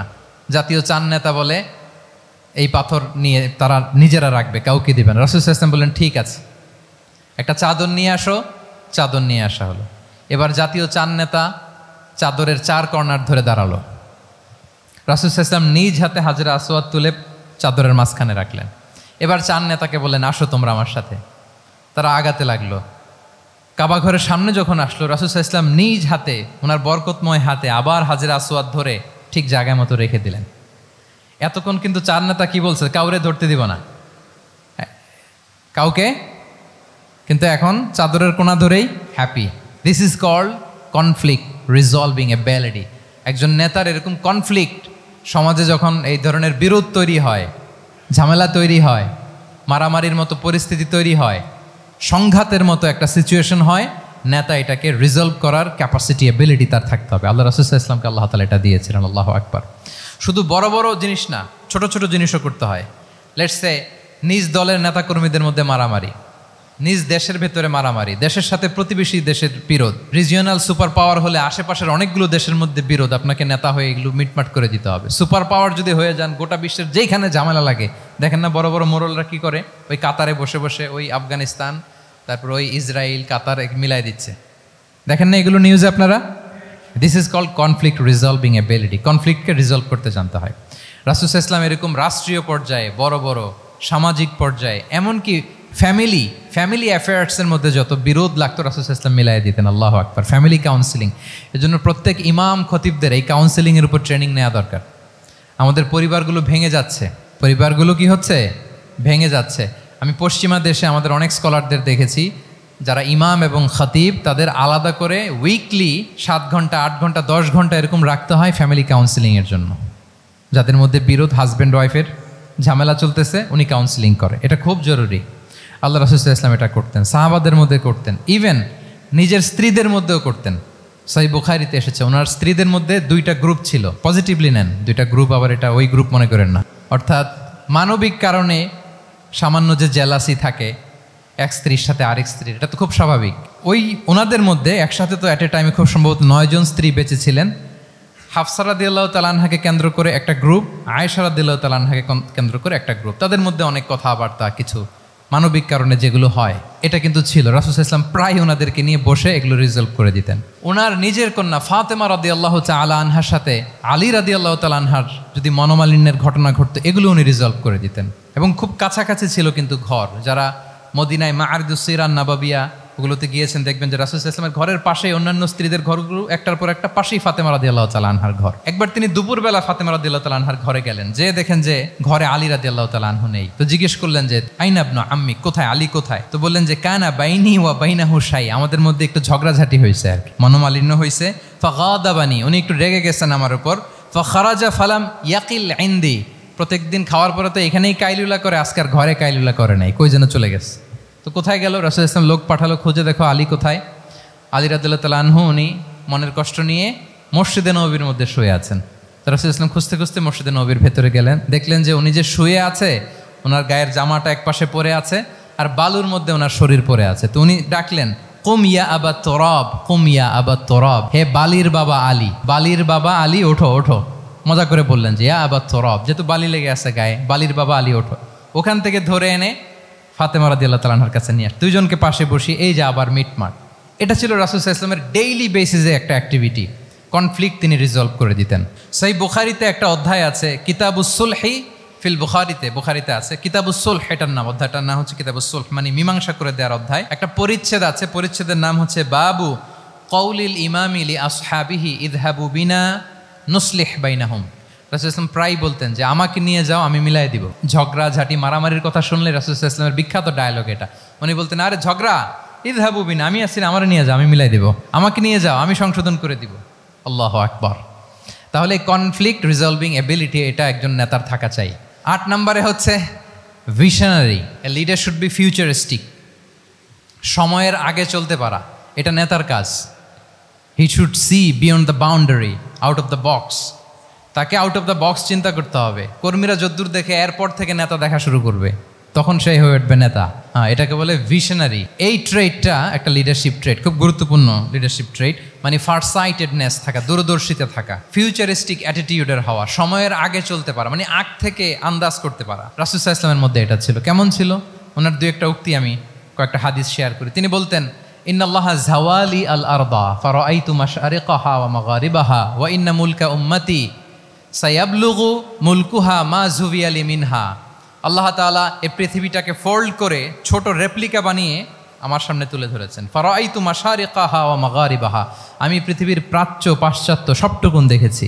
আর আমি যদ্দূর দেখেছি ঠিক তদ্দূর জায়গায় আল্লাহ তাআলা লা ইলাহার বাণী পৌঁছে দিবে। পৃথিবীতে এমন কোনো জায়গা আছে যেখানে লা ইলাহার ধ্বনি উচ্চারিত হয় না? এমন কোনো জায়গা নেই। তার মানে ফিউচারিস্টিক, সে 1400 বছর আগের কথা, যে পৃথিবীর আনাচে কানাচে কোথাও বাকি থাকবে না, সব জায়গায় ইসলাম পৌঁছে যাবে। অন্য জায়গায় বললেন লা ইয়াবলাগান্না হাযাল আমরু মা বালাগাল লাইলু ওয়ান নাহার ওয়ালা ইয়াতরুকুল্লাহু বাইতা মাদার ওয়ালা ওয়াবার ইল্লা আদখালাহুল্লাহু হাযাদ দ্বীন। এই ইসলাম যেখানে দিন হয় রাত হয়, পৃথিবীর যেখানে দিন রাত্রি সংঘটিত হয়, সব জায়গায় পৌঁছবে। এমন কোনো কাঁচা ঘর, পাকা ঘর, কোনো জঙ্গল, কোনো পাহাড়, কোনো ভূখণ্ড, এই পৃথিবীতে কোনো এমন কোনো জনপদ থাকবে না যেখানে ইসলামের বাণী পৌঁছবে না। সব জায়গায় পৌঁছে যাবে। আল্লাহু আকবার। তাহলে এটা হচ্ছে ফিউচারিস্টিক অ্যাটিটিউডের ব্যক্তিত্ব হওয়ার কারণে তিনি এমনটি বলেছেন। আগাম বুঝে ফেলতেন। আপনারা হুদাইবিয়ার সন্ধির কথা জানেন না? হুদাইবিয়ার ট্রিটির কথা শুনেছেন না? 1400 সাহাবা গিয়েছিলেন ওমরা করতে, ওরা ওমরা করতে দিবে না, সন্ধি করো। তো কি সন্ধি? বলে যে রসুলুল্লাহ লেখা যাবে না, মোহাম্মদ রসুল্লাহ, নো রসুল্লাহ, রসুল্লাহ কাটো। সাহাবিরা বলে আমরা কাটতে পারবো না। রাসূল ইসলাম বললেন না না, কেটে ফেলো। কাটা হলো। এই বছর ওমরা করতে পারবো না, সাহাবারা বলে আমরা মানি না। রাসূল ইসলাম বললেন এটাও মেনে নাও। আগামী বছর আসবা ওমরা করতে, থাকতে পারবা মাত্র 3 দিন। কয়দিন? সাহাবিরা বলে অসম্ভব, এটা আমাদের ভূখণ্ড, আমরা যতদিন মনে চায় থাকবো। রাসূল ইসলাম বললেন না না, বাদশেদ না, মেনে নাও। মক্কা থেকে কোনো লোক মদিনায় গেলে আমাদেরকে মক্কায় ফেরত দিতে হবে, কিন্তু মদিনা থেকে কেউ মক্কায় আসলে আমরা ফেরত দেব না। দেখছেন ক্লজগুলো? দেখছেন একটার পর একটা, সবগুলো কাফিরদের পক্ষে যায়। কোনো সাহাবা রাজি হচ্ছেন না, কিন্তু আল্লাহ রাসূল সাল্লাল্লাহু আলাইহি ওয়াসাল্লাম কি বলেন? মেনে নাও, রাজি। কারণ সাহাবারা তো অতটুক দেখতে পারতেছে না। বলেন 3 তালা উপর থেকে, 3 তালা ভবন থেকে একজন মানুষ যদ্দূর দেখে, 30 তালা ভবনের উপর থেকে কি ওইরকমই দেখে? পানোরামিক ভিউ দেখে, সে অনেক বড় করে দেখে। আর 3 তালার উপর থেকেই সামান্য কিছু দেখে। রাসূল সাল্লাল্লাহু আলাইহি ওয়াসাল্লাম অনেক দূর দেখতে পাচ্ছিলেন। তিনি চিন্তা করলেন কিছু বছর যদি আমাদের মধ্যে দাঙ্গা হাঙ্গামা যুদ্ধ বন্ধ থাকে, আমরা গ্লোবালি ইসলামকে ছড়াই দিতে পারবো। শান্তভাবে মদিনাতে একটা স্ট্রং ইসলামিক কমিউনিটি আমরা তৈরি করতে পারবো। আল্লাহু আকবার। এবং তিনি দেখতে পাচ্ছিলেন ইন্না ফাতাহনা লাকা ফাতহাম মুবিনা, এই হুদাইবিয়ার এই চুক্তি, যেটা আদতে অ্যাপারেন্টলি মনে হচ্ছে সব আমাদের বিপক্ষে যায়, আসলে এইটাই আমাদেরকে ভূমি ধস জয় এনে দিবে। আল্লাহু আকবার। এবং সেটাই হয়েছে। 9 নাম্বার হচ্ছে রেজিলিয়েন্স। এটা একটা চমৎকার লিডারশিপ ট্রেট। রেজিলিয়েন্স মানে সংকট কাটিয়ে ঘুরে দাঁড়াবার সামর্থ্য, মানে যাকে কেউ থামাতে পারে না। আনস্টপেবল, আনস্টপেবল, কোনো কিছু তাকে থামাতে পারে না। লেগে থাকার মানসিকতা, টিকে থাকার মানসিকতা, সহজে হার না মানা, আবার ঘুরে দাঁড়ানো, এটার বলে রেজিলিয়েন্স। এই ক্যাপাসিটি, এই কোয়ালিটি রাসূল সাল্লাল্লাহু আলাইহি ওয়াসাল্লামের মধ্যে ছিল। হি ওয়াজ আনস্টপেবল, হ্যাভিং আনবিলিভেবল সাবর। কোনো কিছু রাসূল সাল্লাল্লাহু আলাইহি ওয়াসাল্লামকে থামাতে পারে নাই। পেরেছে? বলেন পেরেছে কেউ থামাতে? ছোটবেলা থেকে স্ট্রাগল করে, একটার পর একটা স্ট্রাগল ফেস করে বড় হয়েছেন। জন্মের আগেই তো ওনার পিতাকে আল্লাহ তাআলা উঠিয়ে নিলেন। তার মানে বাবাকে নিজ চোখে এই দুনিয়াতে আমাদের প্রিয় নবীজি দেখে যান নাই। আল্লাহ রাসূল সাল্লাল্লাহু আলাইহি ওয়াসাল্লাম ওনার বাবাকে, পিতাকে দেখছেন? দেখেন নাই। ওনাদের আমেনা এবং আব্দুল্লাহ, ওনাদের সংসার ছিল মাত্র সপ্তাহখানেক, 1 সপ্তাহ সংসার। এই সপ্তাহখানেকের সংসারেই আল্লাহ তাআলা রাসূল সাল্লাল্লাহু আলাইহি ওয়াসাল্লামকে ওনার মায়ের পেটে পাঠিয়েছেন।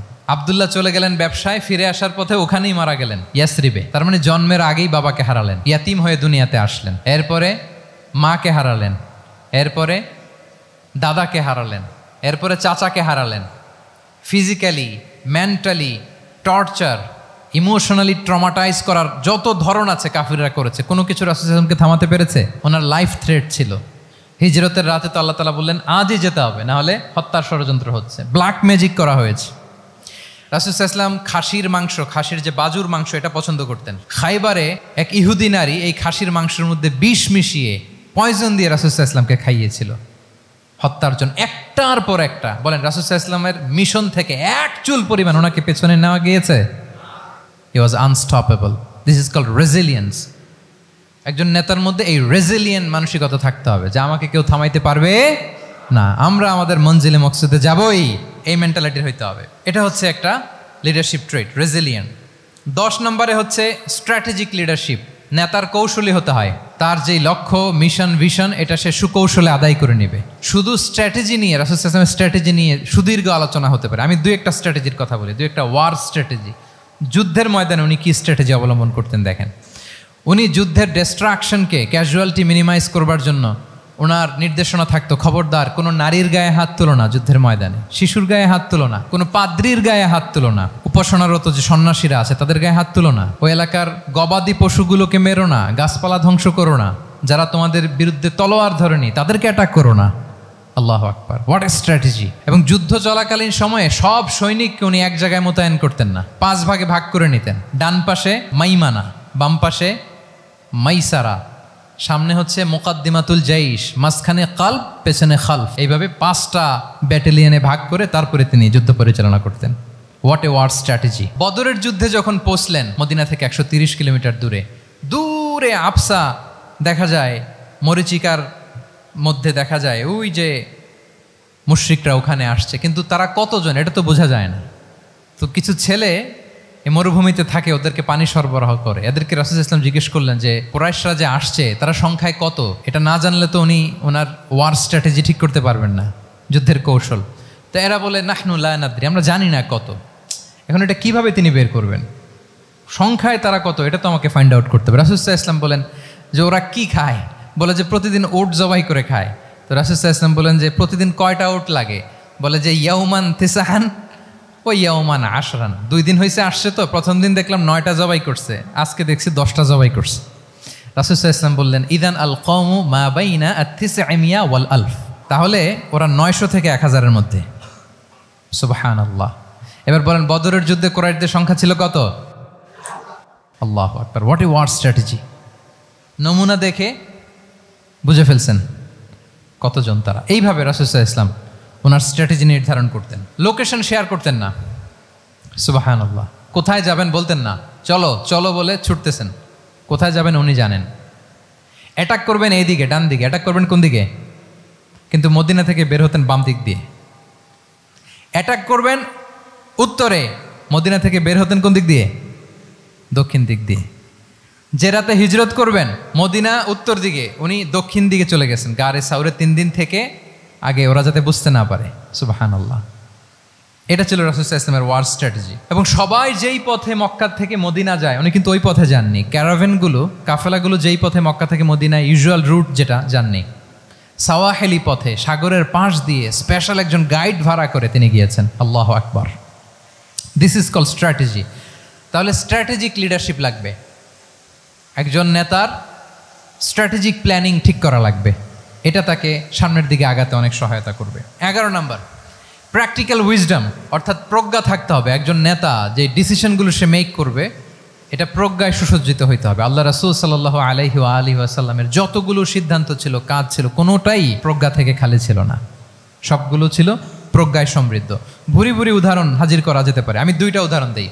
মাক্কি জীবনের একটা উদাহরণ দিই। রাসূল সাল্লাল্লাহু আলাইহি ওয়াসাল্লাম মক্কাতে নবুয়তের 5ম বৎসরে যখন নও-মুসলিম সাহাবাদের উপর অত্যাচারের মাত্রা মারাত্মক বেড়ে গেল, রাসূল সাল্লাল্লাহু আলাইহি ওয়াসাল্লাম সাহাবাদেরকে হিজরতে পাঠালেন। বলেন তো কোথায় পাঠিয়েছিলেন? সবাই বলুন। আবিসিনিয়াতে, বর্তমান ইথিওপিয়া, ইরিত্রিয়া, ওই এরিয়াতে আবিসিনিয়াতে তিনি পাঠালেন। বললেন যে দেয়ার ওয়াজ এ জাস্ট কিং আসহামা নেগাস। বললেন যে ওখানে আবিসিনিয়াতে যাও, ওখানে আসহামা নামে নাজ্জাশী একজন বাদশাহ আছে, খুব ভালো। তাদেরকে পাঠালেন নবুয়তের 5ম বৎসরে। যেতে লাগলো, এক এক সময় এক এক সাহাবী যায়, যে ওখানে বড় একটা বেস তৈরি হলো, মুসলিম কমিউনিটি তৈরি হলো। এরপর 13 বছর পরে মাক্কি 13 বছর, মাক্কি জিন্দেগির 13 বছর শেষ করে নবুয়তে রাসূল ইসলাম কোথায় চলে গেলেন? মদিনায়। মদিনায় যে রাসূল ইসলাম একটা ইসলামী স্টেট তিনি প্রতিষ্ঠা করলেন। 1ম হিজরি যায়, 2য় হিজরি যায়, একটার পর একটা যুদ্ধ যায়, মুসলিম কমিউনিটি বাড়ে, কমপ্লিট ইসলামিক স্টেট হয়ে যায়। কিন্তু ওই আবিসিনিয়া থেকে ওই গ্রুপ আর ফিরে না। নবুয়তের 5ম বৎসরে যে গ্রুপকে রাসূল সাল্লাল্লাহু আলাইহি ওয়াসাল্লাম জাফর ইবনে আবু তালেবের নেতৃত্বে আবিসিনিয়ায় পাঠিয়েছিলেন, তারা মদিনায় কোন হিজরিতে আসছে জানেন? এইটা যদি কেউ উত্তর দিতে পারে তাহলে বুঝবো he is very genius in সিরাত। 9ম, 7ম, মাশাআল্লাহ। কয়জন বলছে? এটা জানতেন কে? হাত তোলেন। মাশাআল্লাহ, অনেক জিনিয়াস আছে তো এখানে। হ্যাঁ, লটস অফ জিনিয়াস। মাশাআল্লাহ, মাশাআল্লাহ, তাবারাকাল্লাহ। জি, 7ম হিজরিতে এসেছিলেন। জাফর ইবনে আবি তালেবের নেতৃত্বে। এখানে হিকমা, রাসূল সাল্লাল্লাহু আলাইহি ওয়াসাল্লামের উইজডমের ব্যাপারটা হচ্ছে, রাসূল সাল্লাল্লাহু আলাইহি ওয়াসাল্লাম আছেন মদিনাতে, একের পর এক কোরআনের আয়াত নাজিল হচ্ছে, আহকামগুলো সাহাবারা প্র্যাকটিস করতেছে, মসজিদে নববী হলো, ইসলামিক স্টেট হলো, বদরের যুদ্ধ হলো, উহুদ হলো, খন্দক হয়ে গেল, সব হয়ে যায়, কিন্তু ওনারা ফিরেন না কেন? ওনারা ফিরলেন সেই 7ম হিজরিতে খায়বার বিজয়ের পরে। এবং যেদিন জাফর ইবনে আবি তালেব আবিসিনিয়া থেকে সবাইকে নিয়ে ফিরলেন, রাসূল সাল্লাল্লাহু আলাইহি ওয়াসাল্লাম এত খুশি হলেন, উনি বললেন, বি আইয়িহিমা আনা লা আদরি বি আইয়িহিমা আনা আফরাহ বি ফাতহি খাইবার আও বি কুদুমি জাফর। আজকে কোনটাতে আমি বেশি হ্যাপি আমি জানি না, আমার ভাই জাফরকে পেয়ে নাকি খাইবার বিজয়ের কারণ। আমি কনফিউশনে পড়ে গেছি যে এইটাতে বেশি খুশি হইলাম নাকি ওইটাতে। এর কারণ হচ্ছে রাসূল সাল্লাল্লাহু আলাইহি ওয়াসাল্লাম অপেক্ষা করতেছিলেন যে মদিনা এই স্টেটটাকে আগে ইন্টারনাল এবং এক্সটার্নাল যত থ্রেট হতে পারে সবগুলো থেকে আগে সেফ জোন বানাতে হবে। এমনও হতে পারে মদিনা হাতছাড়া হয়ে যেতে পারে। মদিনা যদি হাতছাড়া হয়, মদিনা থেকেও যদি আমার হিজরত করা লাগে, আমি কই যাব? ওইটারে সেকেন্ড বেস, প্ল্যান বি হিসেবে রেখে দিছিলেন যে জাফর তুমি আইসো না, তুমি থাকো, নতুন নতুন যা আয়াত আসবে আমি সাহাবি দিয়ে এই বিধানগুলো পাঠাবো, ওখানে প্র্যাকটিস করতে থাকো, ইউ উইল বি ফাইন দেয়ার, থাকো, আশা লাগবে না। থাকতে থাকতে 7ম হিজরি পর্যন্ত, খন্দকের যুদ্ধের মাধ্যমে যখন কুরাইশদের 20 দাঁত ভেঙে দেওয়া হলো, 7ম হিজরিতে যখন খায়বার দুর্গ বিজয় হয়ে গেল, now Islam came as a regional super power. রাসূল ইসলাম বুঝলেন আর ইন্টারনাল থ্রেটও নাই, এক্সটার্নাল থ্রেটও নাই, এবার আর কোনো টেনশন নাই। জাফর ইবনে আবি তালেবকে চিঠি পাঠালেন, তিনি বিশাল বাহিনী নিয়ে, মুসলিমদেরকে নিয়ে তিনি ব্যাক করলেন মদিনাতে। আল্লাহু আকবার। This is call wisdom, practical wisdom. রাসূল সাল্লাল্লাহু আলাইহি ওয়াসাল্লামের এইভাবে এমন কোনো সিদ্ধান্ত নাই যেটার পেছনে প্রজ্ঞা ছিল না, প্রত্যেকটা সিদ্ধান্ত ছিল প্রজ্ঞায় সুসজ্জিত। আমরা যদি মদিনার একটা উইজডমের কথা খেয়াল করি, খুব সংক্ষেপে বলি, মদিনাতে আল্লাহ রাসূল সাল্লাল্লাহু আলাইহি ওয়া আলিহি ওয়াসাল্লাম, মদিনার সোসাইটিতে মুনাফিক কারা বলেন তো? এটা কি রাসূল সাল্লাল্লাহু আলাইহি ওয়াসাল্লাম জানতেন না? জানতেন কিনা বলেন? এই জানাটা কি ধারণা বেজ, মানে মনে হয় ও মুনাফিক এরকম, নাকি গাইডেড বাই ওয়াহি, গাইডেড বাই রেভেলেশন? স্বয়ং আল্লাহ তাআলা জানিয়ে দিয়েছেন। এরপরও কোনোদিন রাসূল সাল্লাল্লাহু আলাইহি ওয়াসাল্লাম মানুষের সামনে কাউকে মুনাফিক বলে পরিচয় করিয়ে দেন নাই। মদিনার সোসাইটিতে কেউ জানতো না, বুঝতে পারতো আচরণ মুনাফিকের মতো, কিন্তু রাসূল সাল্লাল্লাহু আলাইহি ওয়াসাল্লাম কখনো বলেন নাই যে ও মুনাফিক। কখনো বলছেন? বলেন নাই। চিন্তা করছেন? আমরা তো কথায় কথায় ফেসবুকে মন মতো না হইলে কি লিখি? বেসড অন অ্যাজাম্পশন, আমার মন মতো হয় নাই, ও মুনাফিক। কিন্তু ওহী দ্বারা সুনিশ্চিত হয়েও রাসূল সাল্লাল্লাহু আলাইহি ওয়াসাল্লাম কাউকে মুনাফিক বলে অ্যাড্রেস করেন নাই। আল্লাহু আকবার। কেন করেন নাই? মুসলিম সাহাবারা চটে যাবে, মুনাফিকদেরকে হত্যা করবে, তখন মুশরিকরা, কোরাইশরা, ইহুদিরা কি বলবে? যে মুহাম্মদের অনুসারীরা একে অন্যকে হত্যা করে। কারণ মুনাফিকরা তো অন্য সাহাবীদের মতো তারাও মসজিদে নববীতে এসে রাসূল সাল্লাল্লাহু আলাইহি ওয়াসাল্লামের পেছনে নামাজ পড়তো। অ্যাপারেন্টলি দেখতে তো তারাও মুমিন, দেখতে তারাও কি মুমিন। কখনো রাসূল সাল্লাল্লাহু আলাইহি ওয়াসাল্লাম বলেন না। তবে হুযায়ফা ইবনুল ইয়ামান রাদিয়াল্লাহু তাআলা আনহু নামে একজন সাহাবী, উনি মদিনার গোয়েন্দা বিভাগের প্রধান ছিলেন রাসূল সাল্লাল্লাহু আলাইহি ওয়াসাল্লামের, উনাকে বলে গিয়েছিলেন কারা কারা মুনাফিক। নামের লিস্টটা অ্যাজ এ রেফারেন্স শুধু ওনাকে বলেছিলেন, আর কাউকে বলেন নাই। এজন্য ওমরে ফারুক রাদিয়াল্লাহু তাআলা আনহু যখন মদিনার খলিফা, তখন তিনি কেউ মারা গেলে ওনাকে যখন জানাজার ইমামতির জন্য বলা হতো, উনি দেখতেন যে ওই জানাজায় হুযায়ফা গিয়েছে কিনা। যদি হুযায়ফা ইবনুল ইয়ামান ওখানে যেতেন, উনি ওই নামাজের ইমামতি করতেন। আর যদি দেখতেন ওইখানে হুযায়ফা নাই, ওইখানে ওমরও নাই রাদিয়াল্লাহু তাআলা আনহু, আল্লাহু আকবার, তিনি কৌশলে পাশ কাটিয়ে বলতেন অন্য কেউ এই নামাজের ইমামতি করে দাও, আমি যাব না। আল্লাহু আকবার। তাহলে রাসূল সাল্লাল্লাহু আলাইহি ওয়াসাল্লামের উইজডম দেখেন, তিনি কমিউনিটির মধ্যে ইউনিটি ধরে রাখার জন্য কখনো মুনাফিকদের নাম বাই নেম তাদেরকে চিনতেন, কখনো ডিসক্লোজ করেন নাই। আল্লাহু আকবার। This is called wisdom. 12 number হচ্ছে, লাস্ট পয়েন্ট হচ্ছে succession management. A good leader produces a good leader, a true leader produces a true leader. একজন ভালো নেতা সে ভালো নেতা তৈরি করে, কি বলেন? একজন যোগ্য নেতা আরো যোগ্য উত্তরসূরি তৈরি করে, ঠিক কিনা বলেন? আমি শুধু নেতা, নেতৃত্বের সব গুণ আমার মধ্যে খালি হাবুডুবু খায়, আমি কাউরে নেতা বানাতে পারলাম না, তো আমি চলে যাওয়ার পরে আমার দল চালাবে কে? আমার দেশ চালাবে কে? এই উম্মাকে নেতৃত্ব দিবে কে? রাসূল সাল্লাল্লাহু আলাইহি ওয়াসাল্লাম নিজে যেমনি অনুসরণীয় নেতা ছিলেন, অনুকরণীয় নেতৃত্ব দিয়েছেন, তিনি এরকম নেতৃত্ব তৈরিও করে গিয়েছেন, ঠিক কিনা বলেন? আল খোলাফা আর রশিদিন আল মাহদিন, তাদের কথা যদি খেয়াল করেন, আবু বকর রাদিয়াল্লাহু তাআলা আনহুর ব্যাপারে তো ওনার প্রচ্ছন্ন কিছু ইঙ্গিতও ছিল। ওনার অবর্তমানে নামাজ পড়িয়েছে কে মসজিদে নববীতে? আবু বকর রাদিয়াল্লাহু তাআলা আনহু। ওনার হজ পালনের আগে হজের জন্য পাঠিয়েছিলেন কাকে? নবম হিজরিতে আবু বকর রাদিয়াল্লাহু তাআলা। এগুলো ছিল প্রচ্ছন্ন ইঙ্গিত। এবং সাকিফায়ে বনু সাঈদাতে ওমরে ফারুক বললেন যে আপনাকেই আমরা নেতা মানি, সবাই এক বাক্যে মেনে নিল। আজও ওই জায়গাটা মসজিদে নববীর এক পাশে সাকিফায়ে বনু সাঈদার বড় সাইনবোর্ড আছে, ওখানে বিকেলবেলা আনসারি সাহাবারা বসে গল্প করতেন। ওই জায়গাতে আবু বকর রাদিয়াল্লাহু তাআলা আনহুর খলিফা নির্বাচনের ব্যাপারটা ঘটেছিল। উনি ওসিয়ত করে গিয়েছিলেন ওমরে ফারুক রাদিয়াল্লাহু তাআলা আনহু খলিফা হবেন। ওমরে ফারুককে যখন অ্যাসাসিনেশন করা হলো, উনি একটা প্যানেল করে দিয়ে গেলেন। সেখান থেকে ওসমান রাদিয়াল্লাহু তাআলা আনহু হলেন। ওসমান রাদিয়াল্লাহু তাআলা আনহুর হত্যা পরবর্তী উদ্ভূত পরিস্থিতিতে আলী রাদিয়াল্লাহু তাআলা আনহু হলেন। একজনের চেয়ে আরেকজন শ্রেষ্ঠ, একজনের চাইতে আরেকজনের মানাকে অসাধারণ অসাধারণ। এই যে নেতৃত্ব রাসূল সাল্লাল্লাহু আলাইহি ওয়াসাল্লাম এটা জীবদ্দশায় তৈরি করেছেন। যার যেখানে ক্যাপাসিটি দেখেছেন তাকে ওই দিকে উদ্বুদ্ধ করেছেন। যার মধ্যে যুদ্ধের ব্যাপারে জ্ঞান দেখেছেন তাকে যুদ্ধের সেনাপতি বানিয়েছেন। Khalid bin Walid, chief of the Muslim military, মুসলিম বাহিনীর সেনাপ্রধান ছিলেন কে? খালিদ বিন ওয়ালিদ। ওনার দিয়ে কখনো কবিতা লিখতে পাঠাইছেন রাসূল সাল্লাল্লাহু আলাইহি ওয়াসাল্লাম, কিন্তু হাসান বিন সাবেতকে দিয়ে কি করছেন? শুধু কি কবিতা লেখানো? ওনার মিম্বরের পাশে মসজিদে নববীতে আরেকটা মিম্বর বানাই দিয়েছেন, স্টেজ, যে তুমি এখানে দাঁড়িয়ে এমন জ্বালাময়ী কবিতা লিখবে যেন গুজবাম হয় মুসলমানদের, জেহাদের ময়দানের জন্য ঝাঁপিয়ে পড়ে। তাহলে খালিদ বিন ওয়ালিদকে দিয়ে এক কাজ করিয়েছেন, হাসান বিন সাবেতকে দিয়ে আরেক কাজ করিয়েছেন। মুআয ইবনে জাবাল রাদিয়াল্লাহু তাআলা আনহু প্রশাসনিক কার্যক্রম ভালো বুঝতেন। মদিনা রাষ্ট্রের সবচাইতে বড় সিনিয়র আমলা ছিলেন মুআয ইবনে জাবাল। ইয়ামানের গভর্নর করে পাঠিয়েছেন। ওনার এটাতে যোগ্যতা ছিল। যার যেখানে তিনি প্রতিভা দেখেছেন ইসলামের কল্যাণে রাসূল সাল্লাল্লাহু আলাইহি ওয়াসাল্লাম ওই প্রতিভাগুলোকে কাজে লাগিয়েছেন। এইভাবে ওনার সাকসেশন ম্যানেজমেন্টকে উনি গড়ে তুলেছেন।